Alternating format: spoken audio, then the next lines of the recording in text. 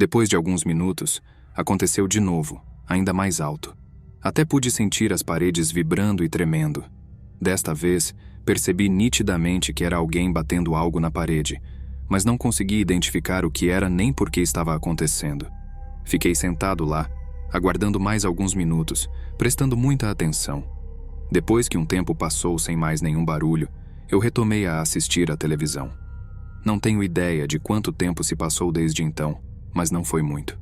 Acho que se passaram uns 45 minutos quando ouvi uma batida vindo de algum lugar perto da minha porta da frente. Eu me levantei para pegar água na cozinha, que fica bem perto da minha porta. E foi aí que notei que o barulho não estava vindo exatamente da minha porta. Parecia estar vindo da porta do meu vizinho. Ao prestar mais atenção, consegui ouvir um homem resmungando, falando de maneira enrolada, como se estivesse mantendo uma longa conversa consigo mesmo, soltando frases desconexas. Sinceramente, ele estava começando a me deixar um pouco assustado. Quando os sussurros pararam, fui até a minha porta e olhei pelo olho mágico para ver se ele tinha ido embora. O cara estava ali parado bem na frente da minha porta, na escuridão do corredor, encarando a maçaneta, como se estivesse cogitando tentar abri-la. Eu dei um passo para trás e comecei a andar silenciosamente em direção ao meu sofá. Eu realmente desejava ter o celular comigo, no caso de precisar ligar para a polícia. Mas logo que comecei a dar marcha a ré, o homem bateu à minha porta quase imediatamente. Ele começou a reclamar de coisas aleatórias de novo, o que me fez acreditar que ele estava definitivamente sob o efeito de drogas pesadas ou algo do gênero. Pulei no meu sofá e segurei o meu celular com firmeza na mão, sem ter certeza do que faria a seguir. Eu tenho 23 anos e esse incidente aconteceu alguns meses atrás. Eu vivo em um apartamento perto da minha faculdade. O prédio é bastante novo e bonito, mas a região ao redor tem uma certa insegurança. Eu não costumo ficar muito tempo perto do meu prédio. Simplesmente pego o meu carro para ir até a faculdade e depois volto direto para o meu apartamento. Eu nunca tinha enfrentado nenhum problema antes, então não costumava me preocupar muito. Para ser sincero, era sexta-feira e eu havia acabado de chegar da faculdade. Eu tinha ficado na faculdade até mais tarde para estudar, então já eram 7 horas da noite. Estacionei o meu carro no pequeno estacionamento do prédio e comecei a caminhar em direção à entrada do prédio. Quando entrei, subi as escadas até o meu apartamento, que fica no 4º andar. Estava exausto e faminto. Assim que entrei no meu apartamento, joguei a minha mochila no chão e fui até a geladeira pegar uma salada pronta que tinha comprado no dia anterior. Enquanto eu estava no sofá, decidi ligar a televisão para me distrair enquanto comia e buscava algo interessante para assistir. Eu ouvi um som alto de batida vindo do apartamento de baixo. Não era algo que me deixasse preocupado, mas foi totalmente inesperado. Isso me chamou a atenção.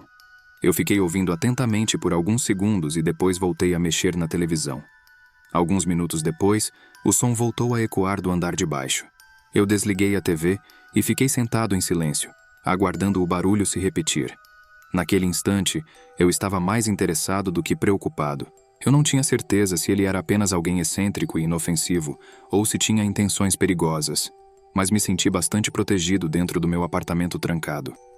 Então, esperei antes de tomar qualquer decisão. Contudo, passados cerca de 30 segundos, ele bateu à minha porta mais uma vez. Agora ele estava gritando alguma coisa para mim, mas de uma maneira tão confusa que eu não conseguia entender absolutamente nada. Corri para o meu quarto e chamei a polícia. Eu não entendia o que ele estava buscando, mas ele persistia em ficar ali, o que começou a me deixar assustado com o que ele realmente pretendia. A policial no telefone me informou que uma viatura estaria chegando em breve e me perguntou se eu queria permanecer na ligação com ela. Eu falei que ia ficar tudo bem e então desliguei a chamada. Bem naquele instante, o senhor na porta intensificou ainda mais as batidas. Com toda certeza, ele estava usando algo para bater na porta. As batidas eram tão fortes que não podiam ser feitas apenas com suas mãos. Parecia que ele estava se esforçando para derrubar a porta. Peguei o meu bastão de beisebol que estava no cantinho do meu quarto e me preparei para me defender, já que o homem não parava de bater. Essa bagunça toda continuou por alguns minutos aterrorizantes, que pareciam uma eternidade, até que avistei as luzes azuis da polícia brilhando na minha janela. 1 minuto depois, ouvi um policial gritando algo na escada do meu prédio, o que fez com que o homem parasse de bater na minha porta. Ouvi quando os policiais derrubaram o homem e decidi abrir a porta para falar com eles. Na minha porta havia grandes amassados e rachaduras, mas isso nem é o pior dessa situação. O que descobri depois foi muito triste e assustador. No apartamento logo abaixo do meu, havia uma jovem garota que morava sozinha. Ela foi achada desacordada, sem nenhum sinal de consciência e com várias marcas de golpes em sua cabeça. Infelizmente, ela não conseguiu superar e acabou vindo a óbito no hospital. A entrada do apartamento dela estava completamente aberta, mas não havia nenhum sinal de arrombamento. Isso significa que ela provavelmente abriu a porta para aquele homem de maneira inocente e voluntária, sem saber que ele era uma pessoa perigosa. Depois de agredir a garota, ele começou a bater nas paredes do meu apartamento, o que provavelmente foi a fonte dos barulhos que eu tinha ouvido antes.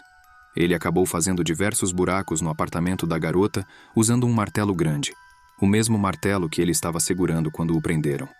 O cara estava completamente chapado de drogas e álcool, e, ao que parece, falou para os policiais que estava tentando achar alguma droga que tinha escondido nas paredes.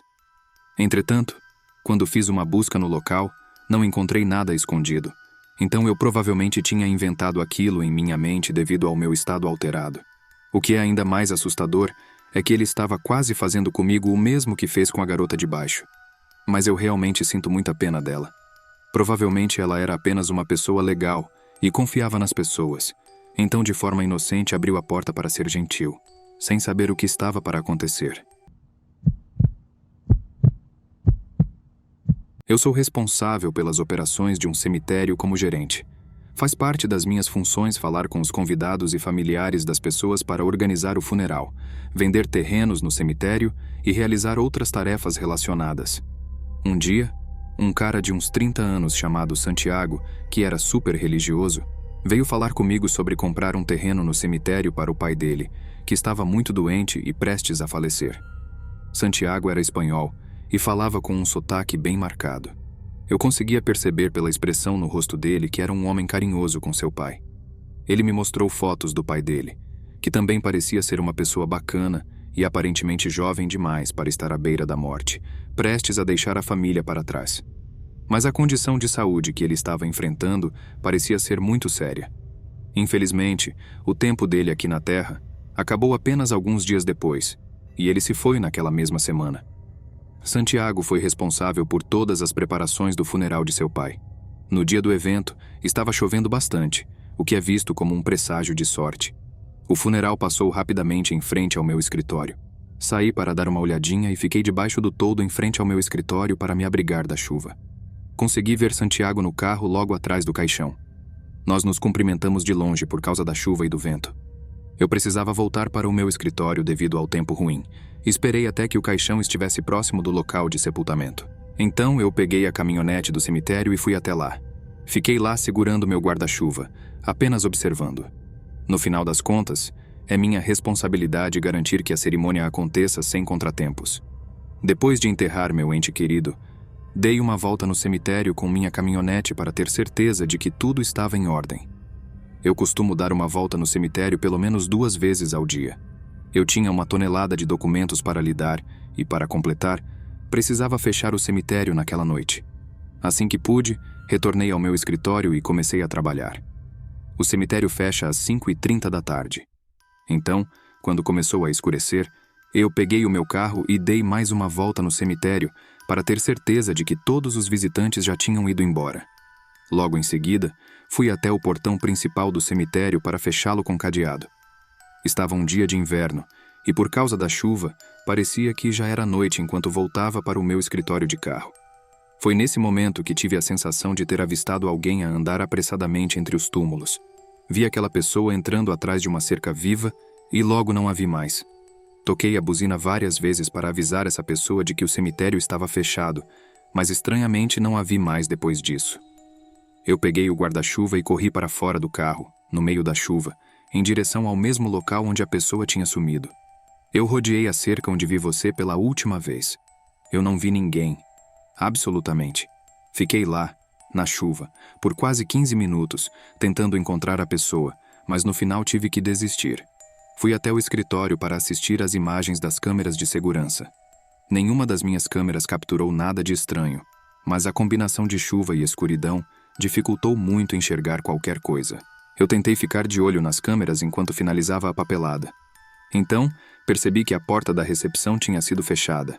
Saltei da cadeira e gritei: "Ei, tem alguém aí?"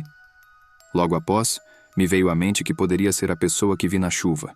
Talvez um visitante perdido trancado dentro do cemitério, precisando de ajuda para sair. Saí do escritório em direção à recepção, mas quando cheguei lá, não encontrei ninguém. Ao olhar ao redor mais uma vez, você disse: "Olá, tem alguém aí?" Pode ser que o barulho da porta tenha sido a pessoa saindo e ela esteja do lado de fora. Comecei a olhar por todas as janelas procurando aquela pessoa e fiquei paralisado quando vi alguém do outro lado de uma das janelas. Eu fiquei imóvel na grama, ele estava me encarando com um olhar vazio. Eu dei um pulo para trás e gritei, mas a pessoa nem se mexeu. Voltei para junto da janela e olhei com atenção para a escuridão, perplexo ao reconhecer aquele homem. Era um homem espanhol mais velho que me fazia lembrar das fotos do pai de Santiago que ele havia me mostrado. Dirigi depressa em direção à floresta, onde tinha visto o homem, mas não o encontrei escondido entre os arbustos ou atrás das árvores. Ele simplesmente tinha sumido. Fiquei parado ali, totalmente molhado pela chuva, então voltei correndo para dentro, arrumei minhas coisas, tranquei o lugar e entrei no meu carro. Abri o portão do cemitério e o tranquei depois de passar. Em seguida, dirigi para casa. Quando cheguei em casa, minha esposa me perguntou por que eu estava tão calado. Eu mencionei que foi um dia de trabalho longo. Até agora, ainda penso que me esforcei demais e que foi minha mente cansada que inventou aquela situação. Ainda assim, não posso ignorar completamente a ideia de que possa ter sido real, o que é algo bastante inquietante para se considerar. Eu estava voltando para casa dirigindo da casa de um amigo numa hora tardia da noite. Não tenho certeza do horário exato, mas se eu tivesse que chutar, diria que eram por volta das 2 ou 3 da manhã. Eu estava a 20 minutos de distância da minha casa. A chuva e a ausência de iluminação na rua estavam dificultando minha visão. Por isso eu estava dirigindo com precaução e com velocidade reduzida. Depois de aproximadamente 5 minutos de viagem, parei em um semáforo vermelho. O semáforo estava vermelho para mim, mas havia outro carro do outro lado, um carro azul. O semáforo estava verde para ele, mas o motorista estava parado, ocupando parcialmente o cruzamento. Os faróis do carro estavam ligados, mas o carro não se movia. Eu apenas permanecia lá, imóvel diante do semáforo verde. Não consegui perceber se havia algum problema ou se talvez o motorista tinha cochilado. Quando o semáforo ficou verde, eu pressionei suavemente no acelerador e continuei em frente, passando lentamente ao lado daquele carro. Quando passei, dei uma olhadinha discreta pelas janelas, mas a chuva acabou atrapalhando minha visão. Depois que passei pelo carro, logo depois ele acelerou, fez uma curva e começou a me seguir. No fim de tudo, o carro não estava avariado. Fiquei com suspeitas e continuei a olhar intensamente para o meu espelho retrovisor. Não me vejo como alguém paranoico, mas aquela situação me pareceu muito suspeita.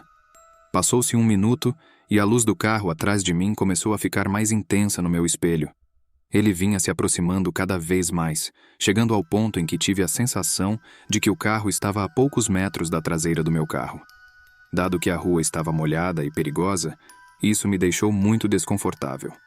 Deixei de me olhar no espelho e comecei a olhar para a frente. Então reparei que uma luz vermelha se acendeu no painel do meu carro. Era um alerta de que o pneu estava vazio. Fiquei bem surpreso ao ver aquela luz de pneu vazio acender naquele momento. Olhei para trás no espelho retrovisor e percebi que o carro ainda estava me seguindo de perto. Os faróis eram tão brilhantes que dificultavam a visão do próprio carro.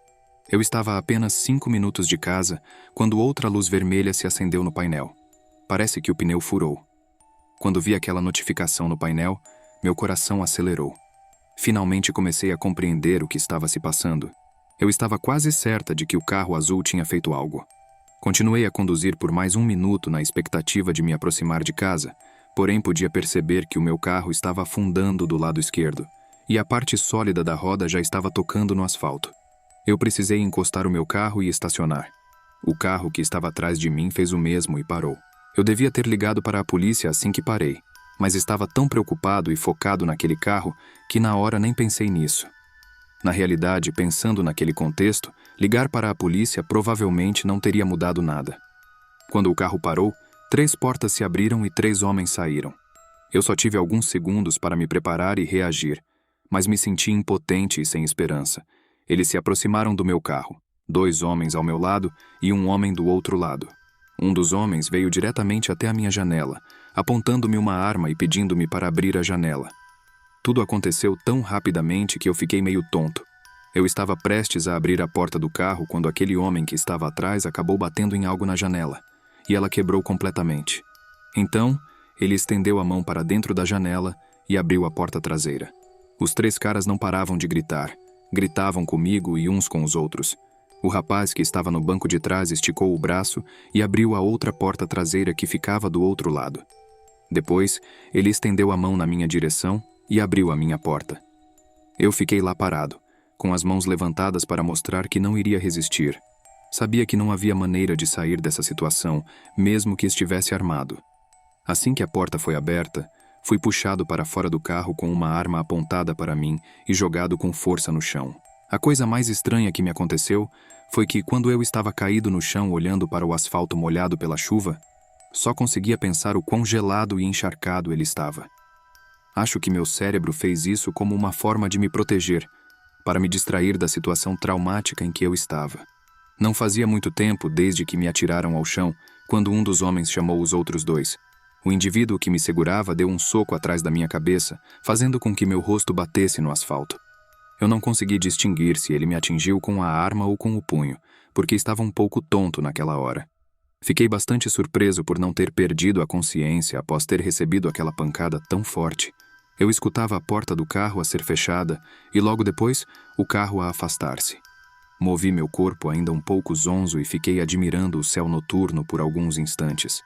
Eu tentei me levantar e, afinal, consegui ficar de pé. Eles haviam roubado meu celular, mas meu carro ainda estava lá com o pneu furado. Sem poder acessar o meu celular, mesmo com o pneu do carro furado, eu tive que dirigir até a minha casa para só depois conseguir ligar para a polícia. Mesmo estando quase chegando em casa, a roda do meu carro acabou toda danificada por causa do pneu furado. A investigação policial não levou a lugar nenhum. Eles só conseguiram descobrir que os suspeitos tinham colocado algo pontiagudo no cruzamento por onde eu passei, furando os pneus do meu carro. Eu tive muita sorte, pois somente um dos meus pneus foi pego na armadilha que colocaram na rua, o que ajudou a reduzir os danos. Segundo o plano deles, pelo que parece, a intenção era me atacar logo que o meu carro passasse pela armadilha. Mas como apenas um pneu foi atingido, o plano deles falhou. Tiveram que me acompanhar, mas no final das contas, isso acabou não tendo importância alguma.